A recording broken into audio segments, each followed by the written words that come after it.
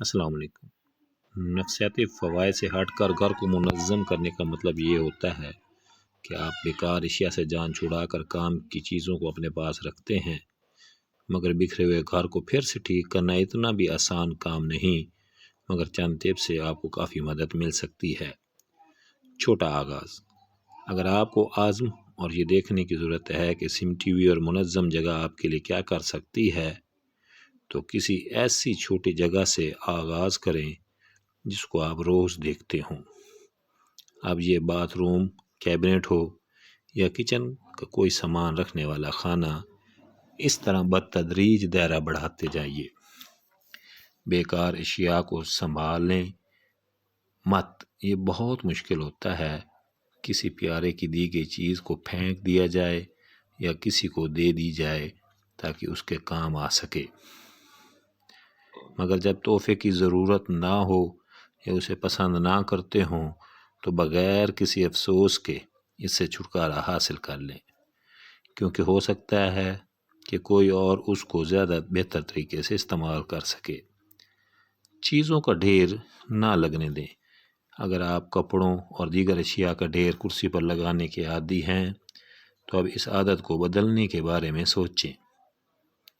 کسی باریک وغیرہ کی مدد سے تمام اشیاء کو درست جگہ پر ٹھکانہ لگایا جا سکتا ہے۔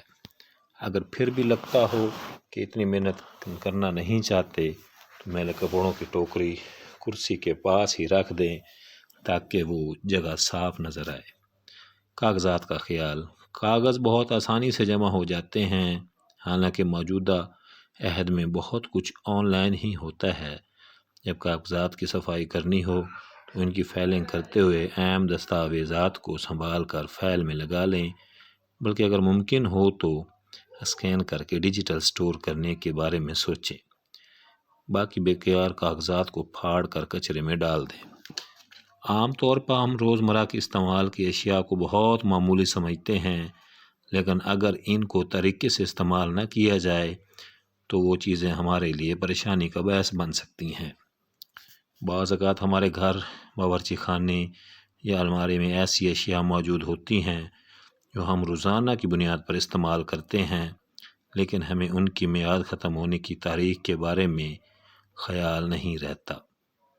ایک حالیہ تحقیق میں اس معاملے کی سنگینی کے بارے میں خبردار کرتے ہوئے ان میں سے کچھ اشیاء کی تاریخ اور انسانی صحت پر ان کے اثرات پر توجہ دینے پر زور دیا گیا ہے۔